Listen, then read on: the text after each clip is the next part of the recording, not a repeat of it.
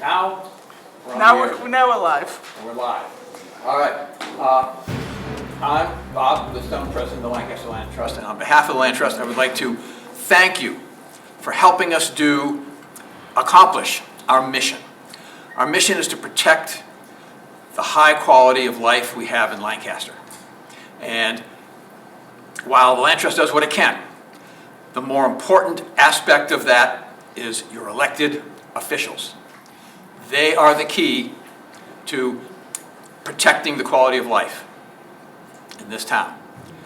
So with that, I want to introduce Jen Gottesman, who most of you I hope know, and I'll turn it over to you.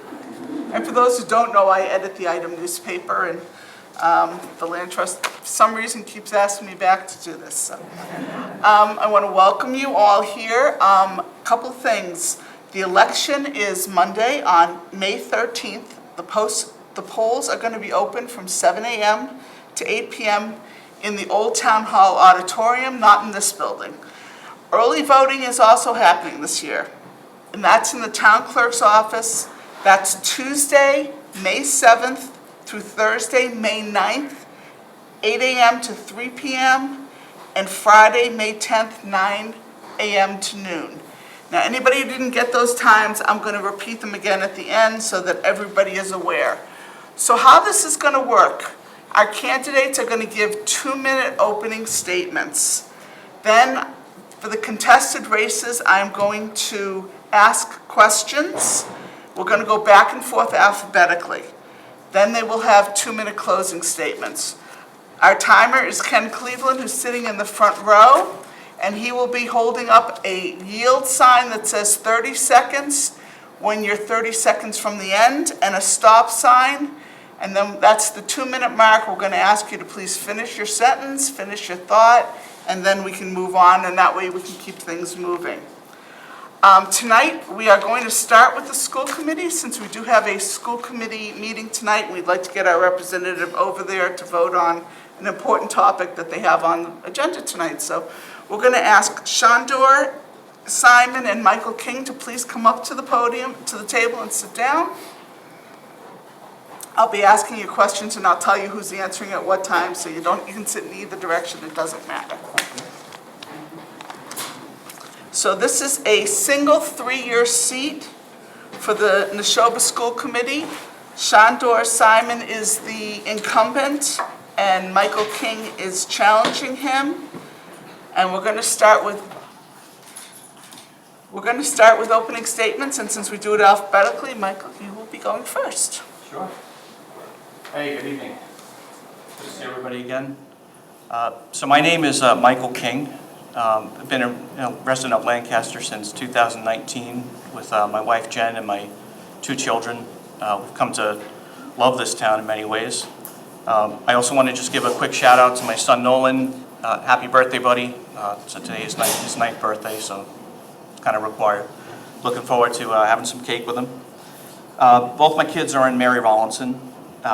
So a little bit about me. I have an advanced engineering background. I've worked in various capacities from management, different aspects of leadership in defense, robotics, and audio entertainment. It's kind of given me a unique vantage point, kind of a pragmatic strategy to education and just critical thinking, I think is a big part of engineering. That's one thing I'm really passionate about, is trying to teach kids not what to think, but how to think. I think now more than ever we need that, especially after the last 3 years. We need a renewed focus on core academics. Essentially, I'm looking at values of respect, responsibility, and integrity, kind of traditional values we all grew up with, and I think it's important that we maintain a focus on that. I believe in treating each child equally and promoting a merit-based achievement. So when I say equally, it's really important, when you say words like equity versus equality, they sound similar, but they're very important in distinction. So when it comes to equality, it's often in opposition to equity. In order to have equity, which is equity of outcome, you have to treat people by definition differently or unequally in order to show the same outcome. So that's why I think that our school has to maintain a focus on academic standards, core subjects such as reading, writing, math, history. I think particularly after what the kids have been through since COVID. So that's kind of my main point, is to bring families into the loop, keep them engaged. Shandor? Awesome. Hi, my name is Chandra Simon. I come to you with 30 years of experience working in K-12 education, primarily around technology leadership, but also facilities and operations. I love Lancaster. I hope to continue serving this town I love with the skills I have from my day job. My top priorities are fiscal responsibility and transparency. I think the district has done a good job of improving the transparency around this area, and I'm on the Budget and Warrant Committee, and we've done a lot of work in this area. If you haven't seen it, check out the new fiscal year 25 budget book. I think it contextualizes how and why and where spending happens. And funding of schools in the state is very confusing, and it helps clarify that. So I'd be sure to check that out. There's also a timeline of the budget process if there's something you care about on page 24 of the book that we just added. The next priority is ensuring that all students are prepared for the future. The curriculum review process underway, the new innovation pathways in the high school around business, manufacturing, and engineering, I think are all excellent examples of where this work is going. I also want to ensure that our schools are safe, inclusive, and supportive space for all students, regardless of their background or abilities. I think every child deserves to reach their full potential. I know Neshoba was able to do that for my son, who graduated last year, and I think they are making improvements in special education services with their new Director of Student Services. They'll be starting next year. These are definitely polarized, challenging times, and we may not always agree, but parents and students should always be treated with dignity and be heard. Starting with the first question, and this is kind of a generalized, just so that you can kind of give your view. What do you see as your role as a member of the Neshoba Regional School District in shaping education for our students? Shandor, you get to start with this one. Well, the school committee is responsible for hiring the superintendent and evaluating his progress and the progress towards the goal of the school. So I think from that standpoint, as a school committee member, that's where that kind of thing happens. I think I bring to this sort of focus on preparing students for the future. I would say there's this quote I like from Arthur C. Clarke, the science fiction writer, that sufficiently advanced technology is indistinguishable from magic. And I don't want our students to believe in magic. I think our kids need to understand how the world around them works. In this age of AI and technology, there's a lot of change there, but there are also a lot of non-tech skills that are uniquely human that I think are really important around empathy, collaboration, and working with others. And I just want to ensure that the district is going down that path. I think the portrait of a graduate that they recently released definitely is pointing in that direction, and I think we're well on our way to doing that. I watched the first robotics competition, and I do believe they are teaching magic, because that robot was going so fast you could barely see it. Michael. Yeah, so as a member of the school board, accountability, transparency, and also inclusion of parents, I think, is critical. I think parents are uniquely qualified to understand their children, to understand what their needs are, also to handle difficult topics, sensitive topics with their children. And also I think there's opportunities where we can think outside the box. Looking at certainly the superintendent, but also the overall curriculum of the school, there's lots of opportunities for mentorship, for challenge projects.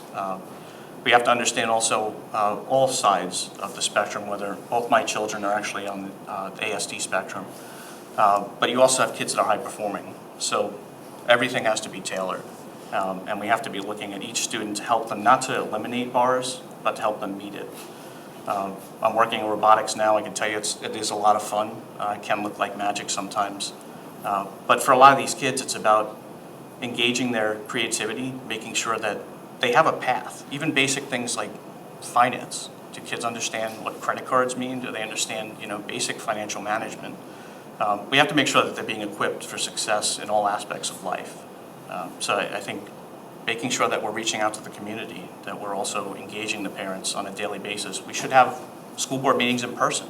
We should be meeting in person and making sure everyone feels heard. Okay, so then we start ratcheting up a little more difficult. Elected school committee members have two separate constituents, really. You have the children and their education, plus the residents of town, even those without children in the schools, because obviously everybody here pays for education, whether they have kids in the school or not. So how do you advocate for education while being fiscally responsible to those who elected you? Michael, you get this one first. So I think a lot of this comes down to having conversations that may be difficult, but doing it respectfully. I think we've done a good job looking at the financial budgets over the past couple of years of having transparency to see where the money's being spent. But I think we might need to revisit some old concepts, things that we've just gotten used to, and also try to highlight key aspects where we need participation. Not everyone has time to read, 40, 50, 100-page financial docket. So making sure that we're looking across the board and we're getting more bang for our buck. I don't think the answer is just to throw money at it. That's been tried, certainly with inflation, the way it's going. We have to be responsible, but we also have to look about what we're getting for it. So maintaining core academic standards and being objective about how we're assessing progress. Just like you would at your job, you set goals and objectives and you measure to them. So I think that's something that we have to learn how to communicate with one another respectfully and articulate our points, be heard, feel heard, but at the end of the day, think about what's the right balance, because we have to make sure we have a community at the end of the day that's not insolvent, while we're also trying to raise the future. Sandra? It's not easy. I mean, the financial realities, we see this in our utility bills and all sorts of things going up, and the same is happening with the school. I think that transparency is kind of key, and your voice in the process, reaching out to your school committee members like myself, coming to meetings, posing questions. If you think there are places where we can find cost savings, that's great. I think trying to maximize our ability to get grants and funding from other sources and not just to have it always come from the taxpayers here is key. When you look at school enrollment, many of the students who leave general school districts like Neshoba do so for vocational education. But there's a huge lack of vocational school seats in the state, and it's getting harder and harder to get a student into those slots. So the question is, how do you shape education at Neshoba, especially with the new high school, to respond to today's students while retaining students in the district, which in bottom line also saves us some money? And Chandra, you get to go first on this one. Sure. Minuteman is more expensive than Neshoba per pupil. I think the new building is going to unlock more opportunities for these students to stay at Neshoba and explore these things. The Pathways thing that is just happening next year around manufacturing and engineering, and a different one around business, I think is going to provide opportunities within the high school for the students that might be leaving us. And there will be new facilities that are going to enable a lot more things to happen within the building. So I'm pretty excited about the opportunity for that. Yeah, so if you look at the cost of sending a student to Minuteman, over $30,000 per student, it's not cheap. I also think we put a lot of pressure on these kids to know what they want to do. It's a difficult decision to make when you just don't understand. So I think there's opportunities where we can introduce these concepts. We can leverage the increased resources at the school that we're building so that they can understand what does this mean before I make this binary decision to choose to go down a vocational path. We can expose them early. I think there's pretty low cost and impactful ways that we can introduce kind of fundamentals. Some of it could just be around how do you basic home ownership, how do you maintain your house. That might help these students understand, do I want to go into plumbing or be an electrician or engineering before they make that commitment and get on a bus for an hour and a half to go to another school in another district. It's a pretty tough call for a kid to make. So I think we have to try to expose them and empower them. Now we're going to give some time for closing statements, and you get to go first. All right, good stuff.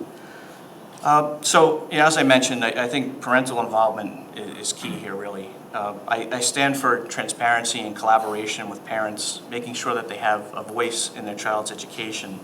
And as a father of two wonderful children who happen to be on the autism spectrum, they're very high-functioning, bright students, but it also made me very passionate. Very committed to special education, making sure that we succeed there. We have had a lot of challenges. We have a new opportunity, but it has been very difficult, and I've networked with other parents too who have had challenges. So we want to try to tailor education to help students meet that bar, not eliminate the bar, help them get there.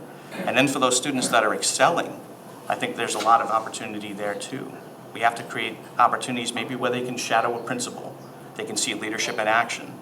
They can do a rotation before they start making decisions about their career. They can actually look to professionals to help inform them about their decisions. More advanced placement opportunities and challenge projects even. I think that's an opportunity for those kids to really shine, to get outside of the standard norms. So I think, in closing, I think the biggest key here is to make sure that these kids are coming out with real world experience. They're entering a challenging world. Coming out of COVID, we got to get these kids back on track. I don't think we're going to ever be able to unwind the clock, but we have to maintain focus on core academics and standard and merit-based achievement, regardless of their backgrounds or where they're coming from. So I look forward to meeting all of you, chatting with you in the future. Regardless, I love being in this community, and I want to thank you all for your time and consideration. Thank you. Sandor?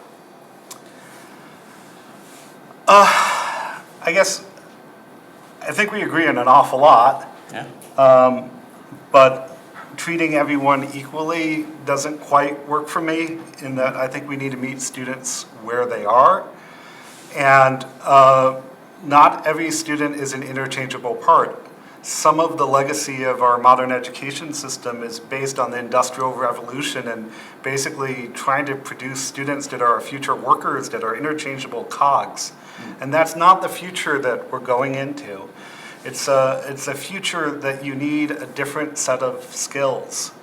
And making sure that our students can be part of that future, that they know how to work with people that disagree with them, that are different than them, that they're able to leverage technology. I mean, that's a big thing for me, obviously, given my role, but that they're also able to collaborate and pursue their passions and be productive members of our community. I think that's what we want out of schools. And I just ask all of you to support me in this role, and I'll do the best I can for our town.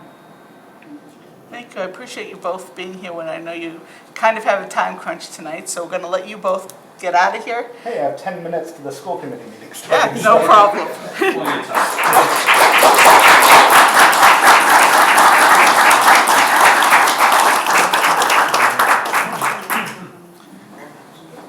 So as they exit, we are going to ask Ralph Gifford and Jean Rich to come on up to the podium.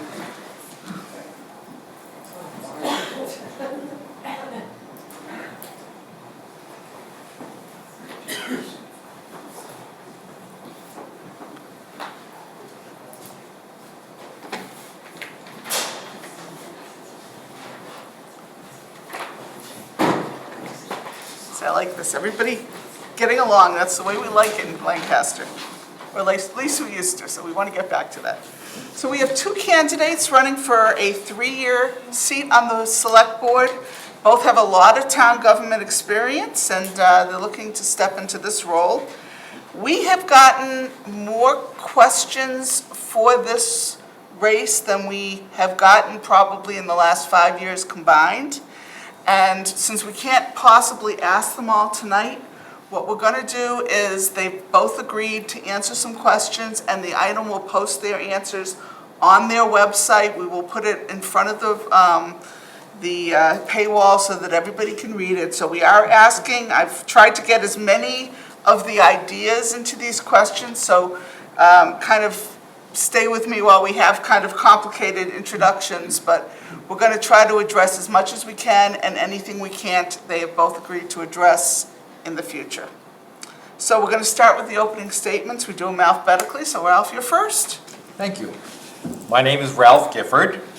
Thank you to the Lancaster Land Trust for sponsoring this evening, and to Jan for moderating.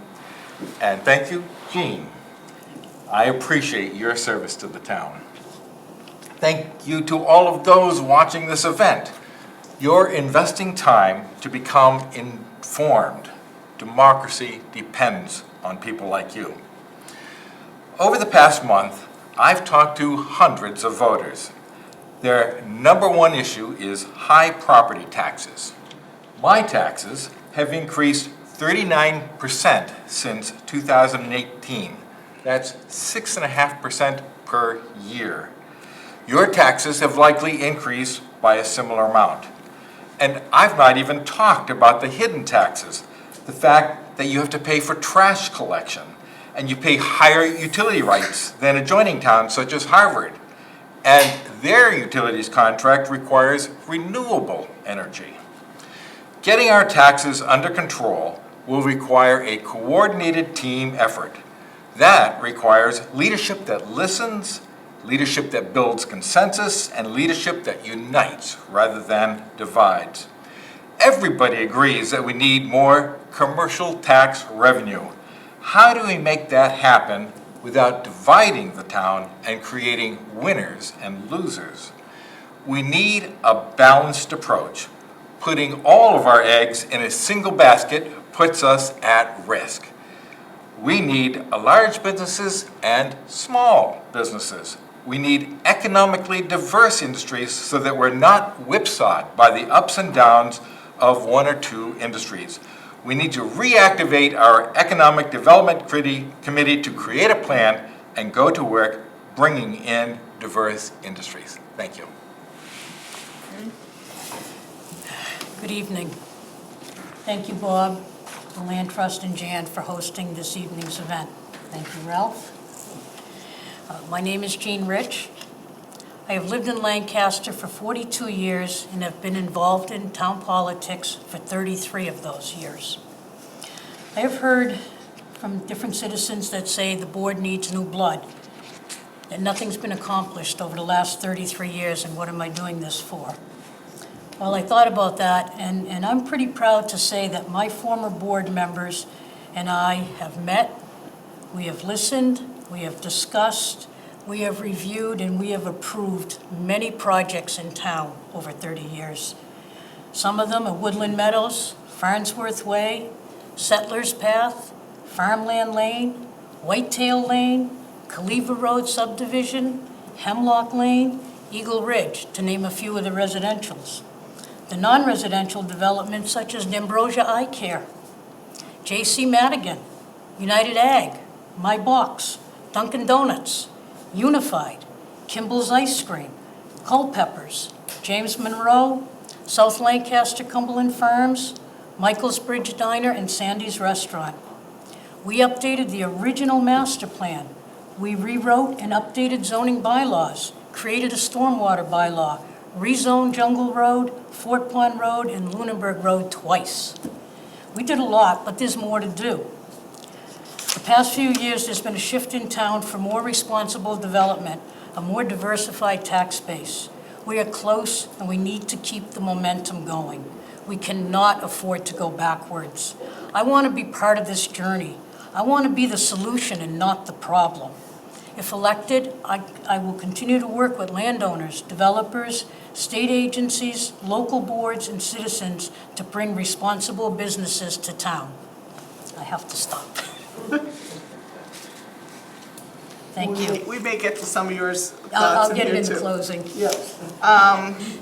Lancaster has been in a critical financial situation for many years. I've sat through a lot of the same meetings you guys have where we've been talking about doom is coming, doom is coming. Well, it's kind of here. We've had threats of overrides, major cuts in services, personnel, and devastation of the Lancaster that many of us know. Now we have a school construction debt coming on, and people who can't afford to live here before will have even more issues. We need out-of-the-box thinking. So the question is, what are your ideas to reduce the tax burden on residents, whether it is adding tax revenue, cutting, or some other idea? Basically, what do you want to do to make things better? And Jean, you get to go first on this one. I want to diversify our tax rate. I want to diversify it by bringing good, sound business into the town. I think we have Jungle Road, which is prime for development. We have the North Lancaster area that is ready for more development. We can do this. We can diversify our tax rate, and we can do it with citizen participation, with sitting down with developers, with sitting down with landowners. If we agree to disagree and do what is in the best interest of the town of Lancaster, we can get good, sound development into town. I'm a business person. When it comes to making something happen, I know that planning is key. The planning board has an important role in planning, of course, but so does the select board. Attracting business requires coordination with multiple boards in order to consider and plan for environmental, neighborhood, traffic, public safety, and more. Coordination is an important role of the select board. Even more important is creating a shared goal. Now, to create a shared goal, one of the things that I believe we need, and I really applaud what Kate is doing. She is really improving our budgeting process. We need, and the state recommends, multi-year budget forecasting, at least 3 years, if not 5. If we had multi-year budget forecasting, it would serve as a focus for our goals. It would help us bring together, and it would help us do the coordination that we need to do between different boards to get everybody on the same page, moving in the same direction.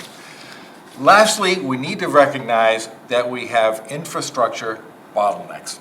I serve on the Sewer Commission.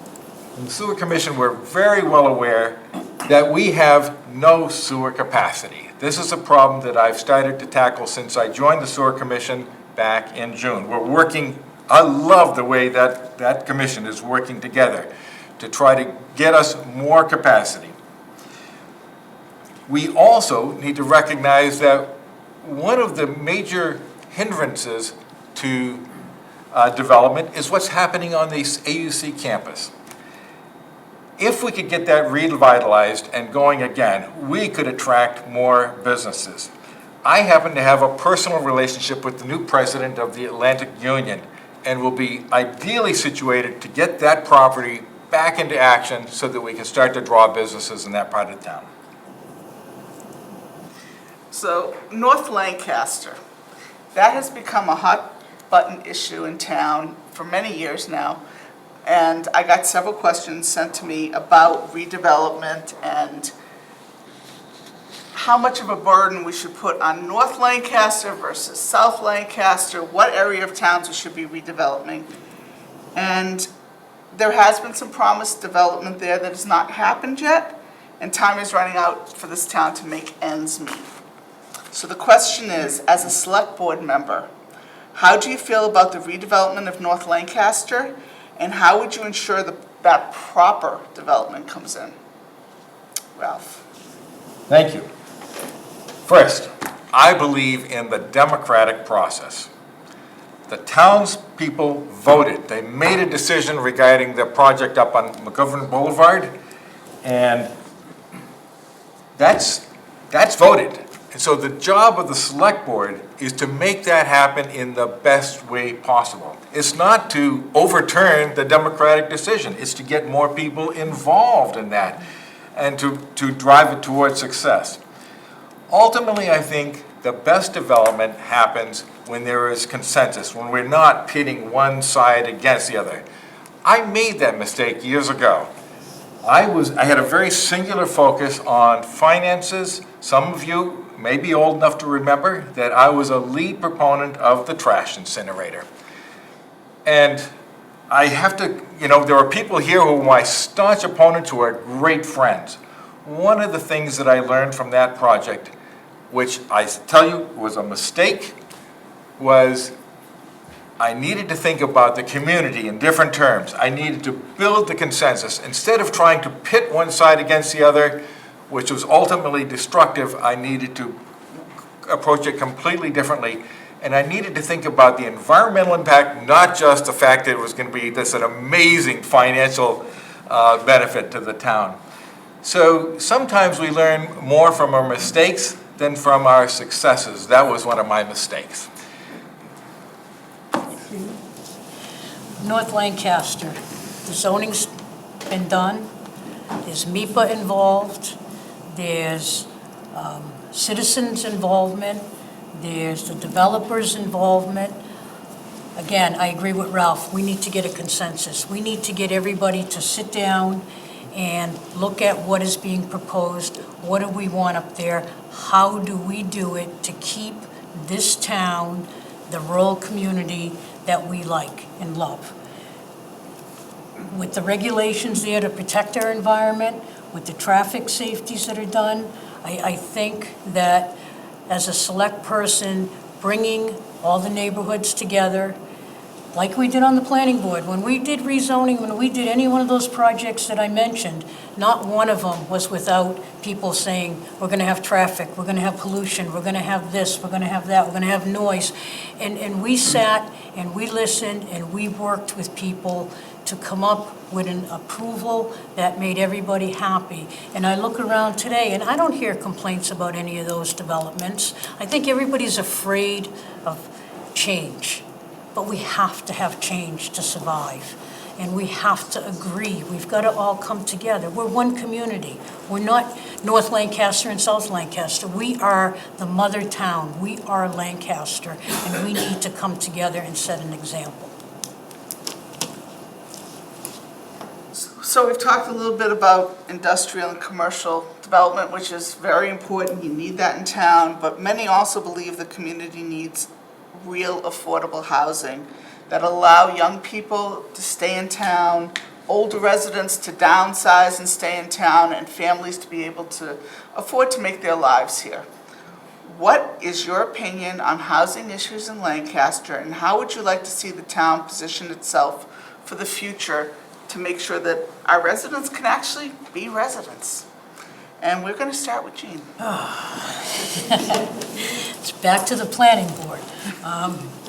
I think the elderly that live in town deserve to live in town. They deserve tax breaks. They deserve to stay here.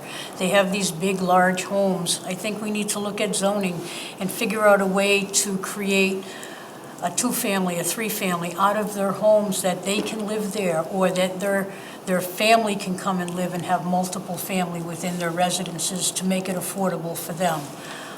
It's not fair to them that they have to struggle, that they have to make choices between taxes and food or taxes and a vacation. We need to come up with ways to make their homes livable for them and to make their homes livable for others. Thank you. So I've been attending as many of the Affordable Housing Trust meetings as I possibly could. We all have limited time. I'm like you. One of the key things that we need is we need to reach what's called the safe harbor. That means we have to have 10% of our housing be affordable housing, and I say that with a capital A, referring to the affordable housing as defined by law. That requires the development of an affordable housing plan. And right now, the trust has selected a vendor to develop that. We just had our prior plan expire. So to reach this safe harbor, we have to have this affordable housing plan, and we have to have the and we have to also get to the 10%. Now, we can get temporary safe harbor if we're making progress. We're about halfway there, and I must say, the people that are working on that committee are working super hard to get us there. And certainly, working with them, it would be one of my goals to help us get there. Because if we don't get there, it's important to understand the consequences if we don't get there. Then, that opens the door for 40B development. Now, 40B, unless you're really into this kind of stuff, means nothing. Basically, that means that the developers can come in and they can essentially ride roughshod over the zoning bylaws. They don't have to pay a lot of attention. And so what we want instead, and I know Gene agrees with me on this, we're on the same page here, is 40R, where we have a lot more control and a lot more say. So the safe harbor is very important. Maybe later I can talk about affordable housing with the small a, which is the kind of things that Gene was talking about. So the three of us have been involved in this for a very long time, well before social media. There are a lot of loud opinions going on in town, sparked a lot by social media posts, gossip, and innuendo. Fact is, this town needs to come together to come up with solutions to the problems facing it. So my question, as the select board, how would you bring the community together, make sure facts get out to residents so they understand what is happening, not what other people are telling them is happening, and bring together people from all areas of town with all opinions and abilities to turn this around? Ralph, you get to go first on that one. Thank you. One of the things I've realized during this campaign is that ideally we want to elect a person who is really good about bringing people together, about being positive and constructive. But sadly, in this day and age, the expectation is that to win, you're going to be destructive and negative. So we have this really strange thing that's going on in society now where, and especially because of social media, the characteristics that can help a person win are exactly opposite of what you want of the person who actually wins. I really appreciate that Jean, I've known Jean since grade school. Yeah. She's a friend. And that's the kind of thing that I think is so important. Some years ago, came to realize it was important to embrace everybody in my community. And that they can hate me, they can want to spit in my face, whatever, they are part of my community. So it starts by setting an example. And I am doing my darndest to run a positive campaign, a constructive campaign, because you don't want somebody who's good at the other to get into office. So that is my goal, is to lead by example. I totally agree with Ralph. I'm not a fighter, I'm a lover. I hate fighting, I hate, being upset. I think we have two fashions in town right now. We need to come together. Now, if that means we take the old town hall and we sit in there on a Saturday for 8 hours and we hash it out and we yell and scream at each other, but at the end of the day, we all agree that what we want and where we want to go is for the best interest of this town. It's not what I want, it's not what Alex wants or what Ralph, it's what does this town want and what does this town need? I love Lancaster. I have 5 generations in town. I want to make it 10 generations, but we've got to make it affordable so everybody can stay here. And we've got to sit down and talk. We're all adults. We don't need this arguing. We don't need this division in town. We've got to bring it back together. And I appreciate the fact that you both have been very positive, and that gives me hope. So we're going to go on to the closing statements, and some of the other questions that you asked will be answered in writing after this meeting and before the early voting. Closing statements, we start with Jean. I'm going to finish my opening and then I'm going to say my closing. So what I didn't get to say was, our seniors, our young families, our middle-class families, and even our well-to-do, we don't need to make these tough choices between heat and taxes, food, vacations. Our citizens deserve better than that. We need to continue to bring forth sound development, which in turn will diversify our tax base. In closing, I want to thank you, and I hope that this has been informative. I hope that you'll support me on Election Day, and if elected, I promise to work my hardest to get this town moving in the right direction. Thank you. Thank you for your time this evening.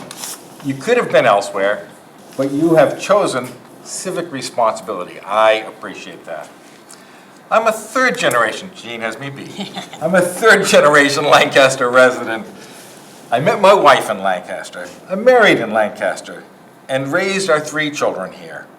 We are blessed to have 10 grandchildren. During this campaign, I've walked door to door listening to hundreds of voters. Far and away, their biggest concern, their highest priority is our taxes, our high taxes. We must diversify our tax base to bring down taxes, and we must do that with businesses of all types and sizes. I have 14 years of service in Lancaster Town Government, serving for many years on the Board of Health and most recently on the Sewer District Commission. I also served as board chair of South Lancaster Academy for 10 years and have been involved in church leadership for decades. In 2002, I founded a technology company that, as CEO, I continue to lead today. We've had the good fortune of growing into a global corporation. I have leadership experience encompassing business, government, and nonprofit organizations. Along the way, I've learned that leadership empowers people to bring about lasting change. Above all else, serving on the select board requires leadership. We need more people working together. I have the leadership skills and experience needed for that job. If you have questions for me, please go to my website, ralphgifford.com, and reach out to me from there. I humbly ask for your vote on Monday, May 13. Thank you. Thank you, everybody.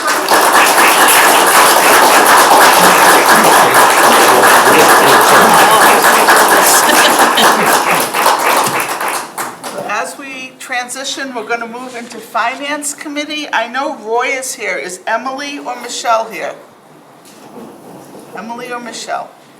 Well, Roy is here. Roy is going to come up, and Roy is still going to answer the questions because I wrote them. He's going to have to answer them.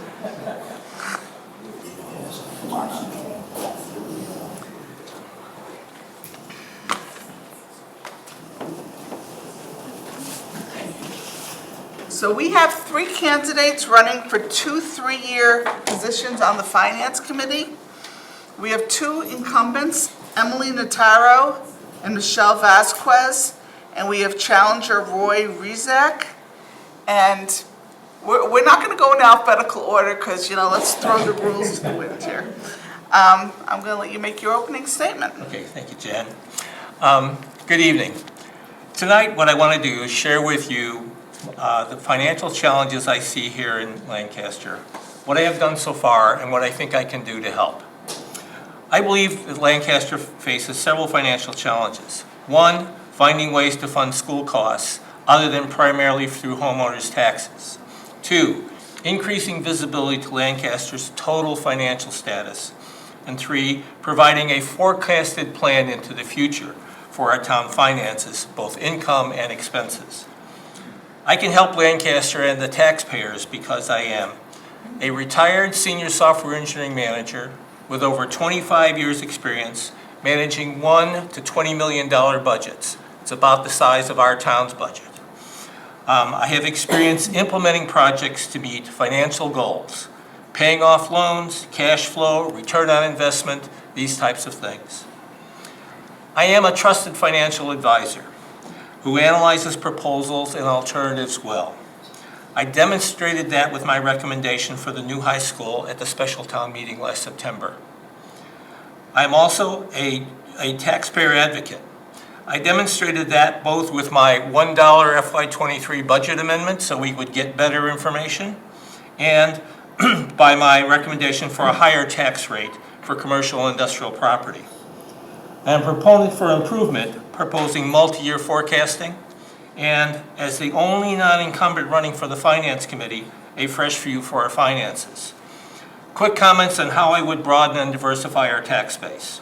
First, contact Kimball's about expansion. Rumor has it they're looking for expansion here. Second, reconstitute the Economic Development Committee. Third, press the DCAM implementation and the work there. Fourth, and fundamentally, encourage the Select Board to lead Team Lancaster in this effort, probably with the Economic Development Committee as the point group. And with that, I will stop.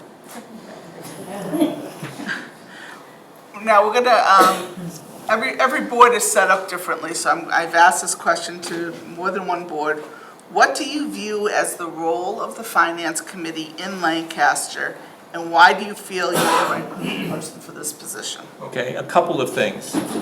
Our town bylaws say that the role of the Finance Committee is basically to make recommendations on warrant articles that have financial, loan, or other types of similar financial related basis. That's exactly what we're supposed to do there. I view that as too narrow for what the modern town needs. I view that what we have to do as the Finance Committee is get involved with the big proposals that are coming along and the finances relative to them very early on. That's where the big leverage is. It is in looking at different ways to finance projects. It is looking at different ways of implementing those projects and talking with the group that's working on that.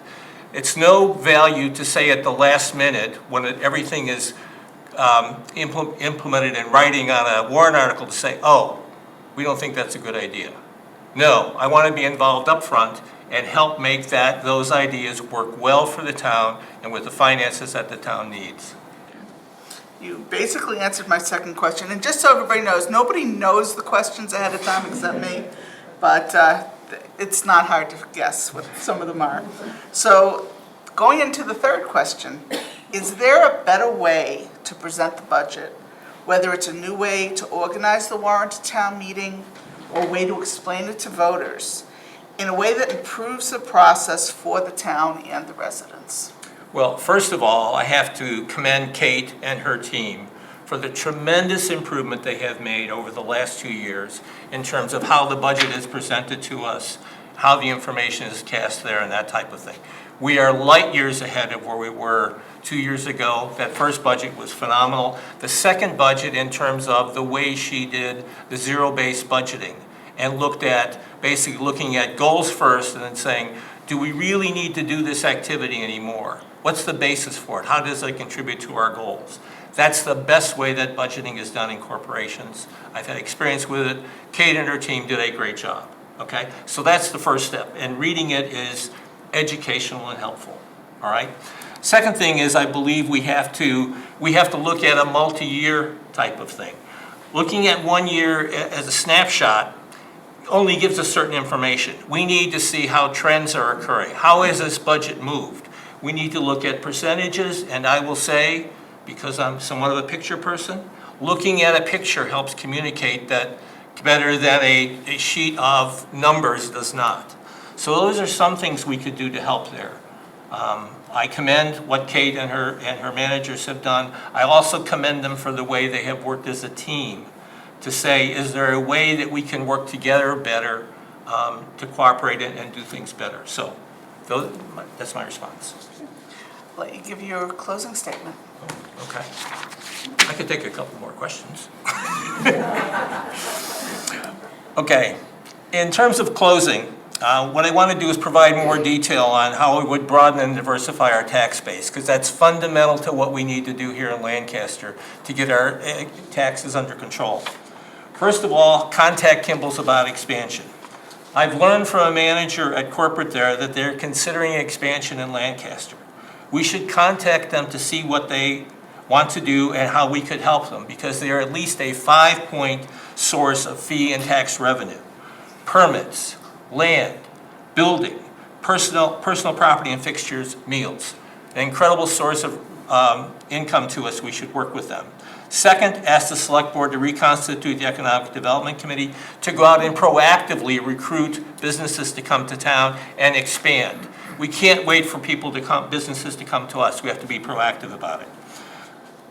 Third, DCAM. We have the most control and should design for maximum town benefit. We need to encourage our state reps to help us there, because I understand it's kind of stuck at the state level right now. Fourth, and fundamentally, encourage the Select Board to lead Team Lancaster in this broaden their tax base effort. It can't just be one little group off on the side or some of us talking about it at a meeting. We have to have a focus group, and it has to be led by the Select Board, I feel. They should require reports every 3 months, because management gets what management inspects, not what we expect. Fourth, open discussions with AUC to see if there's something that we can do to help transition some of that land to more general use. And finally, take a look at all the developments going on in town and put together a plan for where they are and when we think the finances will be coming in. So I hope you see that from the work I have done in the past, the presentations I've made, and how I've helped people understand the economics and finances, I have made contributions to the town. If you think those contributions and my demonstrated skills can help Lancaster improve its financial status, I would ask that you would vote for me, Roy Rezac, for Finance Committee on May 13th. Thank you very much.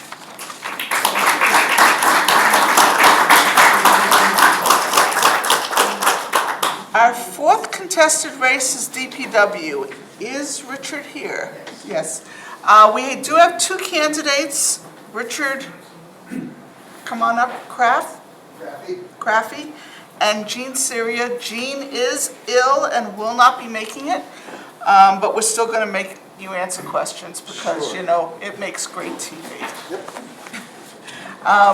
You weren't here at the beginning, but the timing will be here.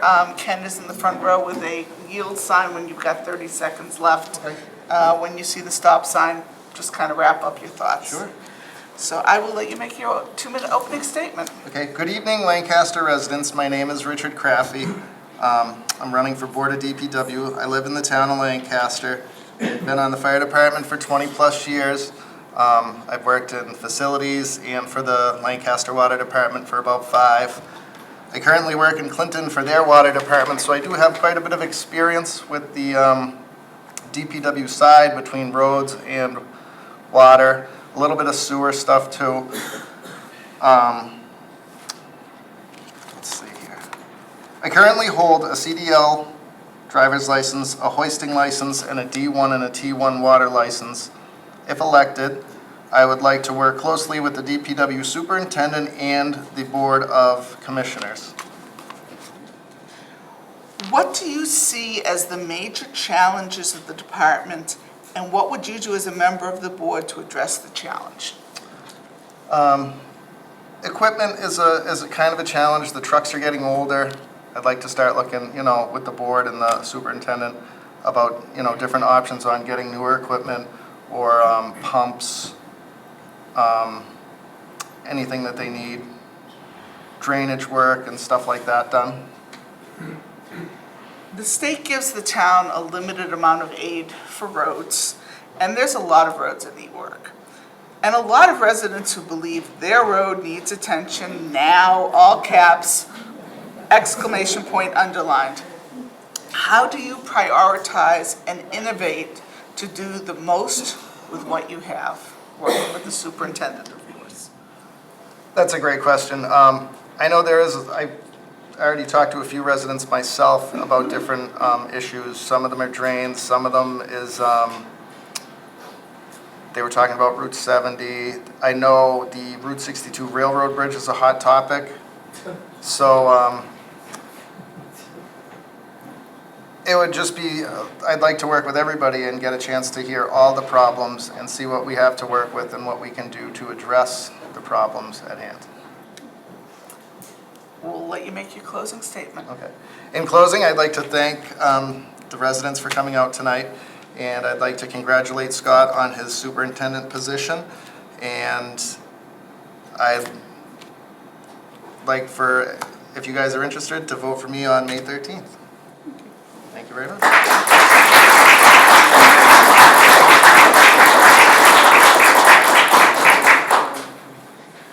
So those are our 4 contested races. We do have some candidates for uncontested races who asked to speak. I know that Michael Favreau could not be here, and Kendra is going to come up and read a statement for him, which is allowed under our rules, so come on up. So Michael Favreau is running for a 5-year term on the planning board and did have a conflict tonight. And this saves me from having to stumble over the words, so I appreciate it. I've been here in 3 years. So my name's Kendra Dickinson. I am the senior member of the Lancaster Planning Board. Maybe look it, sorry. All right, so I have a statement that Michael prepared that I'm going to read, and forgive me if I stumble over some words. Good evening, and thank you to the Land Trust and Jan Gottsman of the item for holding another candidates night. I am deeply sorry for not being in attendance this evening. I had a pressing family matter which had been scheduled long before tonight's date was chosen. Nonetheless, I am grateful for the opportunity provided to have a personal statement read to you all in lieu of my appearance. I hope I can provide voters some insight as to who I am and what I hope to continue to work on, champion, and accomplish if elected, for another term of Lancaster's Planning Board. For background, I was appointed to the Planning Board by the remaining members of the Planning Board and the Select Board in June of 2022 in order to fill one of 3 unexpired terms which had become vacant.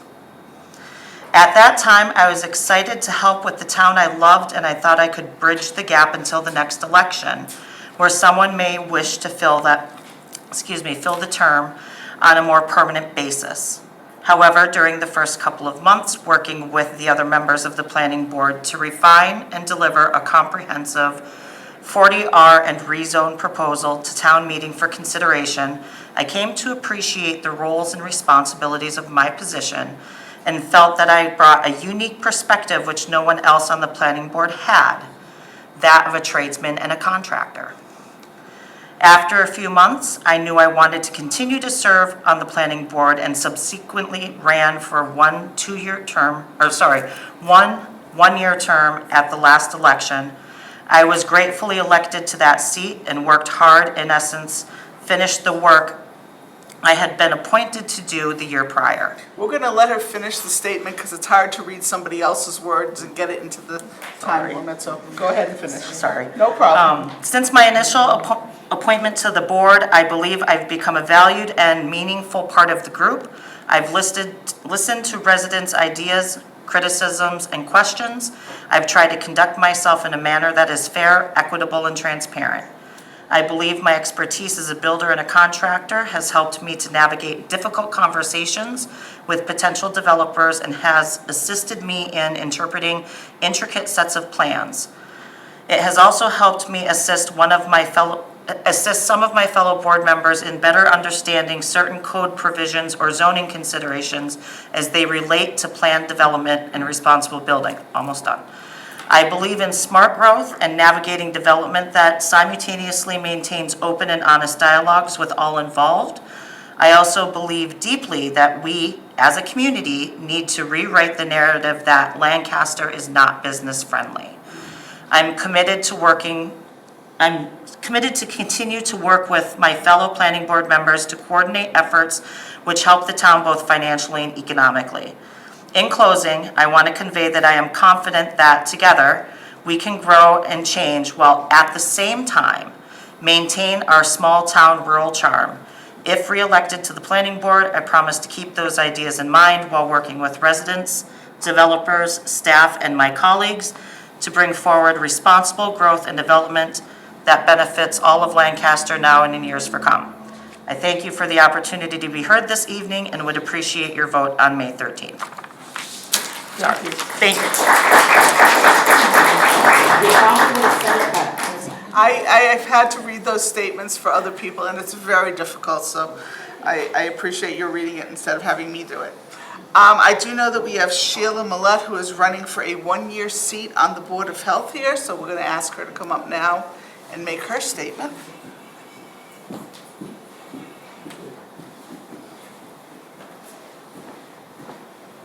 Hi.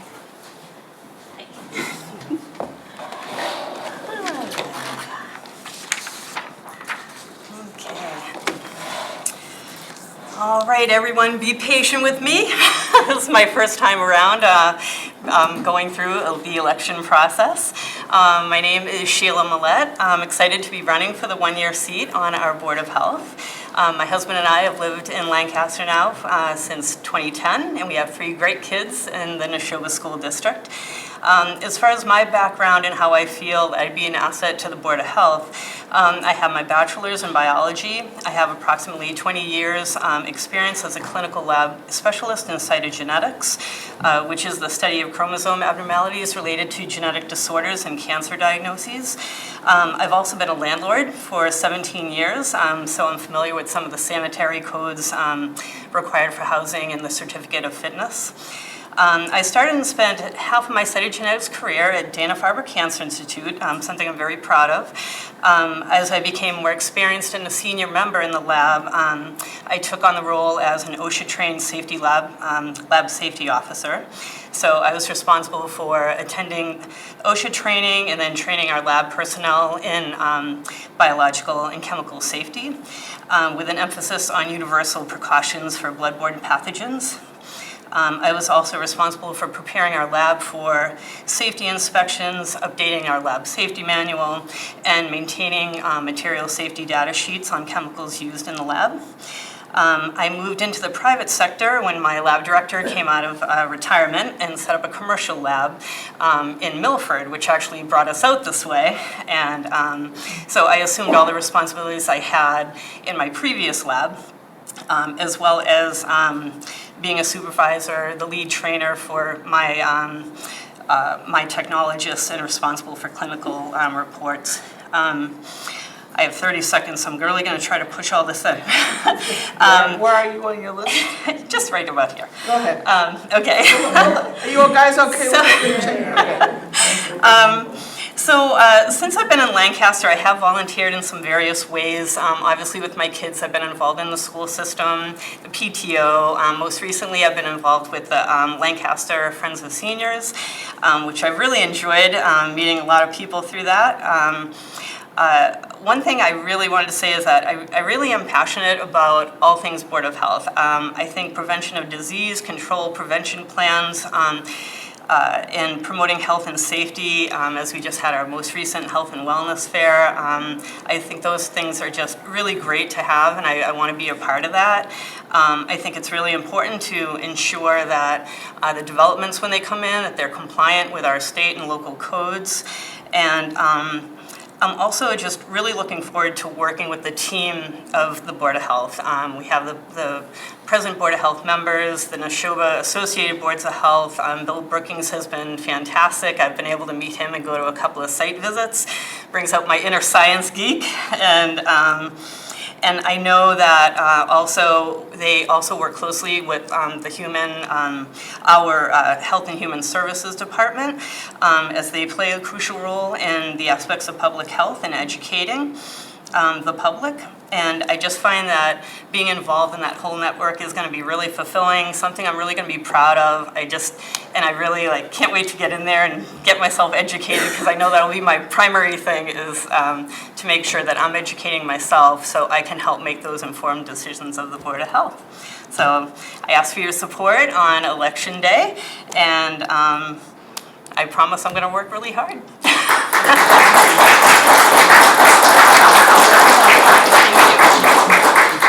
Is Jeffrey Pastor here? Okay, Amy Sund, come on up. Is it Amy? Okay. So Amy is running for one of 2 3-year seats on the library trustees. Okay. Good evening. My name is Amy Sund, and I'm asking for your vote to join the Board of Trustees of the Thayer Memorial Library. As a lifelong resident of Lancaster, the library has been a fixture in my education, entertainment, and now my career. My love of reading spurred the career change I undertook several years ago to become an editor, and my freelance editing business continues to grow.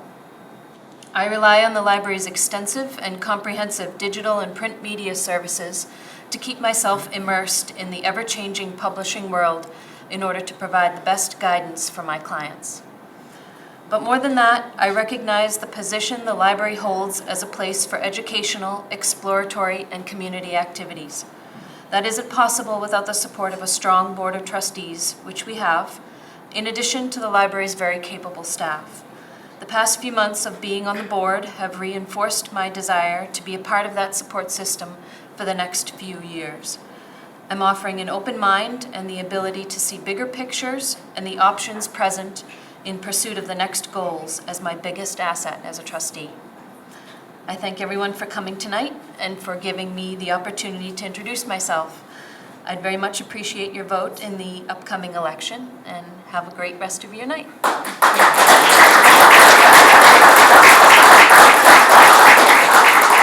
It's Michelle Frayne here. Have I missed anybody who is running for an office and you haven't had your chance in the limelight?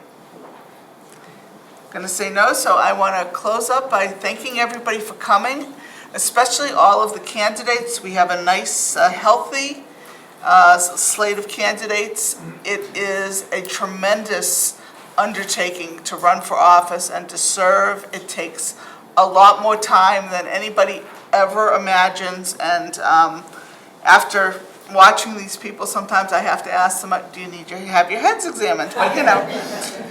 I want to thank the Lancaster Land Trust for putting this together, as they do every year.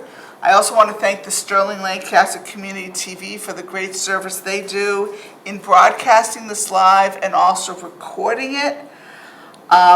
This has been out right now. We're going live to the stream, but it's going to be on YouTube starting tomorrow. If there's somebody who said, oh crap, I missed it, send them to YouTube. They can watch the whole thing. So let everybody know. I want to thank all the people who submitted questions. I really have to say, I've been doing this a long time, and we have never gotten questions like we did this year, so we really do appreciate that. So just a few reminders before I let you go.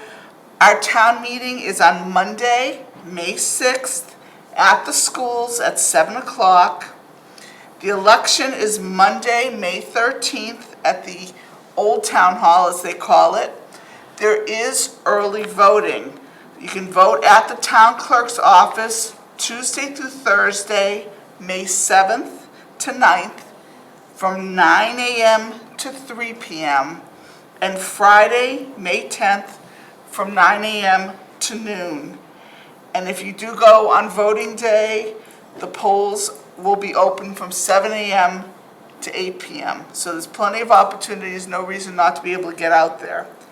Now, if you want to go over the warrant for the town meeting, because it is a tremendous amount of information to take in, there is a warrant review happening this coming Monday, April 29th, 6:30 p.m., right in this room. So please come and listen to what they're going to make a little presentation. I'm looking at, to make sure I'm saying this right, doing a little presentation on each of the questions. This is the time to figure out what the right information is, understand the questions, rather than going to the meeting and then having no idea. So come back here into the Nash Way. I assume that that's also going to be recorded and then broadcast again, both on YouTube and Town Hall streams. So again, I'd like to thank everybody for coming. We've had a great turnout here. The room, don't know how much the audience is being shown. We've had a full house the whole time. That's incredible. Appreciate anybody who's watching this at home. I keep looking at the camera, hoping there's somebody back there. A lot of valuable information, and I want to thank all the candidates who are running really positive campaigns, and that's what we need to get out of any of the problems we're having. So thank you.